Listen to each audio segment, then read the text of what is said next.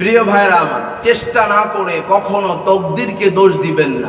উত্তম কিছু পেতে হলে, ভালো কিছু পেতে হলে অবশ্যই আপনাকে নামাজ, দোয়া, সবর তথা ধৈর্যের পাশাপাশি আপনাকে হালাল ভাবে চেষ্টা করে যেতে হবে। আল্লাহ পাক রব্বুল আলামিন সূরাতুন নাজমের ৩৯ নম্বর আয়াতে কারিমার ভিতরে কত সুন্দর করে মেসেজ দিয়ে জানিয়ে দিয়েছেন। আল্লাহ পাক রব্বুল আলামিন বলেন, وَأَن لَّيْسَ لِلْإِنسَانِ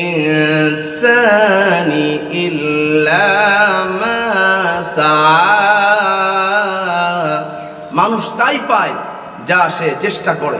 আস-সা'য়ু মিন্নি ওয়াল ইতমামু মিনাল্লাহ। চেষ্টা হলো বান্দার পক্ষ থেকে, আর পুরা করার দায়িত্ব হলো আল্লাহর। এজন্য আমাদের দায়িত্ব হলো চেষ্টা করা, তবে সেই চেষ্টাটা হতে হবে হালাল পন্থায়। তাহলে আল্লাহ পাক রব্বুল আলামিন